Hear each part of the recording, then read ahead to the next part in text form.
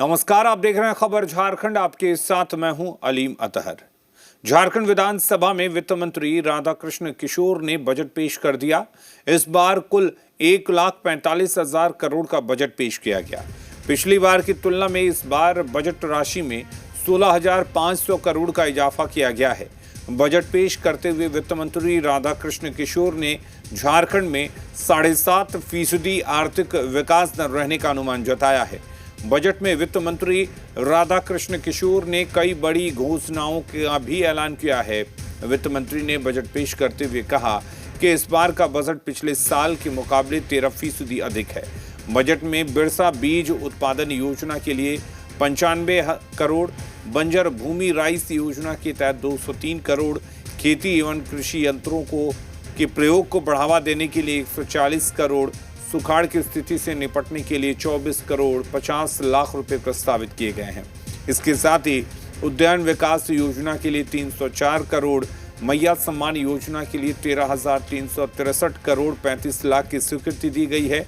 मुख्यमंत्री सर्वजन पेंशन योजना के लिए 3,850 करोड़ 66 लाख का प्रावधान किया गया है। विधवा पेंशन के लिए 1,449 करोड़ 26 लाख रुपए का प्रावधान है। महोदय, राज्य में बिना अतिरिक्त कर लगाए राजस्व संग्रहण को बढ़ाने के लिए वित्त विभाग के साथ मुख्य राजस्व संग्रहण विभागों की राजस्व संवर्धन समिति बनाई गई, जिसके माध्यम से राजस्व वृद्धि के लिए प्रयास किया जा रहा है।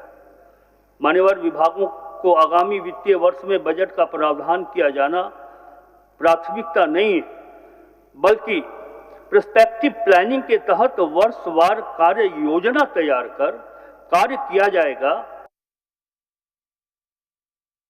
महोदय, सरकार ने state technology park, state research park, J hub, J works, PFIC innovation hub की स्थापना की योजना बनाई, जो इनोवेशन का केंद्र बनेगा और शिक्षा जगत, उद्योग एवं अनुसंधान संस्थानों के बीच एक पुल का काम करेगा। महोदय, एक सेतु का काम करेगा। महोदय, झारखंड में पर्यटन विकास की असीम संभावनाएं हैं, जो राज्य के अतिरिक्त राजस्व संसाधन एवं अतिरिक्त रोजगार सृजन का एक महत्वपूर्ण स्रोत बन सकता है। इस विजन के साथ, इस दृष्टि के साथ श्री हेमंत सोरेन की सरकार राज्य में विभिन्न स्थलों जैसे बेतला, मंडल, मलय, केचकी, मारूमार, बूढ़ाघाट, नेतरहाट, सुग्गा बांध तथा अन्य प्रमंडलों में टूरिस्ट सर्किट की योजना पर कार्य कर रही है। से लबरेज मुख्यमंत्री श्री हेमंत सोरेन जी के लिए युवा कवि श्री स्वयं श्रीवास्तव की 4 पंक्तियां मैं समर्पित करता हूं। महोदय, स्वयं श्रीवास्तव जी की ये 4 पंक्तियां हम सबों को, हमारे मुख्यमंत्री को काफी प्रेरित करती है। जब डर पता चला तभी ताकत पता चली, सीने में आग, सीने की हिम्मत पता चली, शर्तों पे तेरी बिकने से इनकार कर दिया, तब जाके अपने आप की कीमत पता चली और उसका परिणाम है कि हम सब यहाँ हैं। और वहीं बजट पेश करने के बाद वित्त मंत्री राधाकृष्ण किशोर ने PC कर बजट प्रावधानों की प्रशंसा की।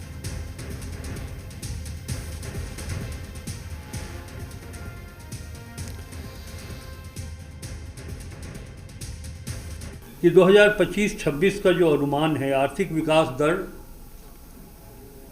7.5% और वो भी कांस्टेंट प्राइस पर। GDP रेशियो 27.3% और हमारा जो रेवेन्यू इनकम होगा वो 61,056.12 करोड़ और इस राजस्व की जो प्राप्ति अनुमानित है उसमें स्थापना और योजना में कैसे खर्च होंगे वो मैं आपको बताता हूँ। स्थापना एवं योजना व्यय का जो अनुपात होगा वो 37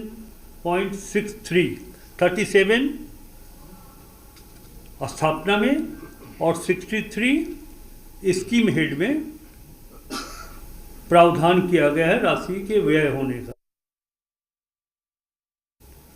हमारा जो रेवेन्यू एक्सपेंडिचर है वो 1,10,636 करोड़ और जो कैपिटल इन्वेस्टमेंट है, कैपिटल एक्सपेंडिचर है, पूंजीगत व्यय है 34,763.3 करोड़ और जो फिजिकल डेफिसिट है, राजकोषीय घाटा 11,253.44 करोड़ रुपया। मैया समान योजना में सरकार की ओर से जो राशि दी गई वो 13,363.35 करोड़ रुपये और हमारा GSDP 55,710 कितना होगा ये 5,57,101 करोड़ रुपये। और झारखंड के बजट को सीएम हेमंत सोरेन ने विकास वाला बजट बताया है। उन्होंने कहा कि इस बजट से अंतिम पायदान तक विकास होगा। बजट में हर वर्ग का ख्याल रखा गया है। सरकार ने अपनी बजट रखी और आपने देखा कितना संतुलित बजट है, बिना किसी बोझ किसी के ऊपर दिए। इसके बावजूद सरकार अपने कामों को बेहतर तरीके से अंजाम दे पाए। कैपिटल एक्सपेंडिचर भी हमारा काफ़ी बढ़ा है, 9% से लगभग। सोशल सेक्टर में आप देख रहे हैं कि 60-62 करोड़ रुपये सरकार खर्च कर रही है। ये बहुत बड़ी और सबको जोड़ने वाला बजट है। और वही बजट पर कई सियासी दलों ने भी अपनी प्रतिक्रियाएं दी हैं। मंत्री ने पूरे पढ़ा ही नहीं किताब को, लगता है कि वो खुद ही उससे ऊब चुके थे और अंत में मोटी मोटी आवाज़ में कविता पाठ करके समाप्त कर दिया। कैसा ओवरऑल क्या? तो बाकी हम देखेंगे, लेकिन सामान्यतः जितना मैंने सुना, जितना मैंने कुछ देखा, तो मैं कह सकता हूँ कि बजट बड़ा उबाऊ था।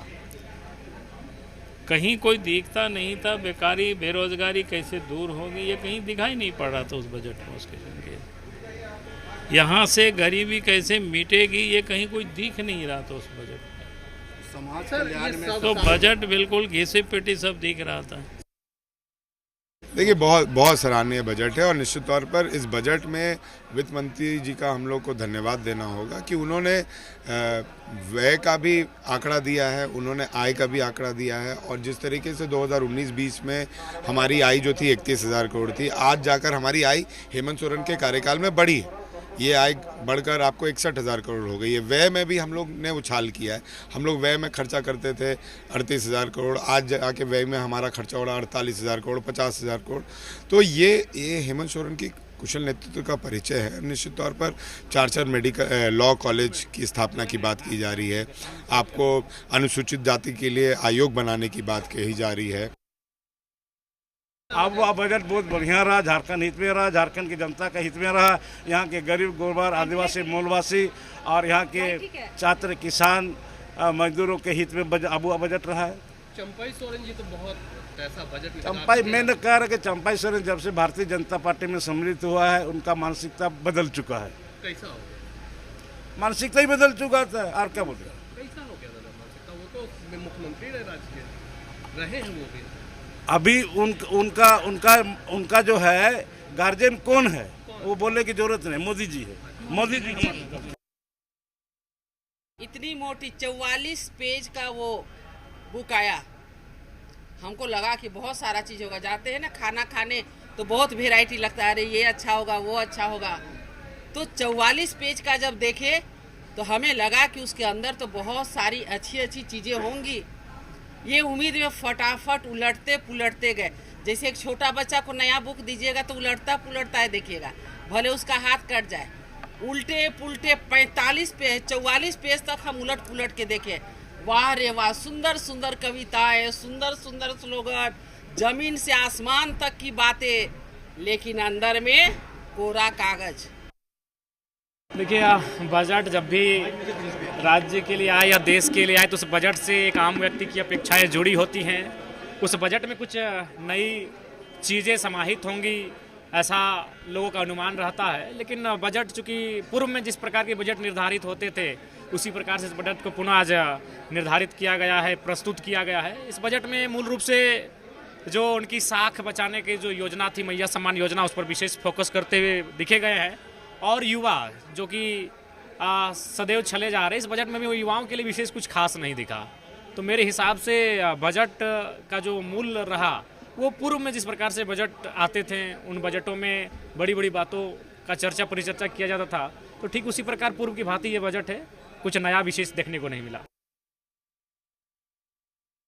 देखिए, आज जो बजट पेश हुआ है वो जन कल्याण को लेकर के है। जन कल्याण हमारी प्राथमिकता है, हर घर को मजबूती देना हमारी प्राथमिकता है। जो अंतिम पायदान पर बैठा व्यक्ति है उसको केंद्र बिंदु में रख करके हमने बजट पेश किया है। और आप देख रहे हैं किस तरह के जो वित्तीय अनुशासन बनाने की बात कही गई है, साथ ही साथ विकास को तेज गति से आगे बढ़ाने की बात कही गई है। हम समझते हैं कि ये बहुत शानदार, जानदार और जबरदस्त बजट है। झारखंड के लोगों के लिए, झारखंड के जो झारखंडी मूल भावना है उसको आगे रख करके हम लोग इस गति से बढ़ेंगे। देखिए, ये अबुआ सरकार का बबुआ बजट है। अब आप इसको थोड़ा सा ब्रॉड अगर माइंडसेट से देखेंगे तो इसमें लगभग 13,000 करोड़ रुपए का मैया सम्मान योजना की राशि इसमें प्रोवाइड की गई है। 1 करोड़ महिला अहर्ता रखती हैं। हमको नहीं लगता है कि आधा लोगों को भी इसमें कवर किया गया है। जो दिव्यांग थे, जो वृद्ध थे, जो विधवा थे, उनके पेंशन को 2,500 रुपया बढ़ाने का बात किया गया था, वो भी यहाँ नहीं दिख रहा है। इसमें बजट में कहीं प्रोविजन नहीं है। झारखंड में नेता विपक्ष के नाम पर सियासत जारी है। जेएमएम महासचिव सुप्रियो भट्टाचार्य ने बीजेपी के सभी विधायकों को नेता विपक्ष चुनने या इस्तीफा देने की नसीहत दी थी। अब उनके इस बयान पर बीजेपी ने पलटवार किया है। बीजेपी ने सुप्रियो भट्टाचार्य को अपनी नसीहत को जेब में रखने की सलाह दी है। बीजेपी के इस पलटवार का जेएमएम ने भी जवाब दिया है।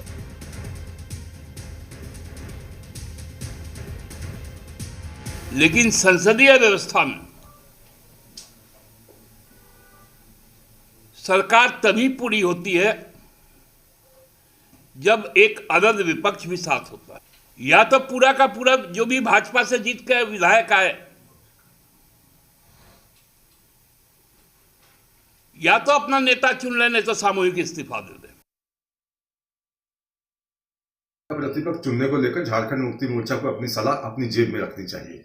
जहां तक प्रश्न है, जब भारतीय जनता पार्टी ने अपनी ओर से अमर बावरी को नेता प्रतिपक्ष बनाया था, तो जो लोग आज संवैधानिक पदों पर नियुक्ति की दुहाई दे रहे हैं, वो 1 साल का समय उन लोगों ने जाया क्यों किया? इस बात का भी उनको जवाब देना चाहिए। मैं समझता हूँ कि झारखंड मुक्ति मोर्चा के प्रवक्ता को उस वक्त भी सलाह देनी चाहिए थी जब स्पीकर ने अपने कोर्ट में 4 साल तक बाबूलाल मरांडी का मामला लटका कर रखा था। तो इनका दोहरापन समय पर सामने आता रहता है और ऐसे लोगों की बातों की कोई परवाह भी नहीं करता। ये बिना वजह किसी भी स्थान पर बिन बादल बरसात की तरह गरजते रहते हैं।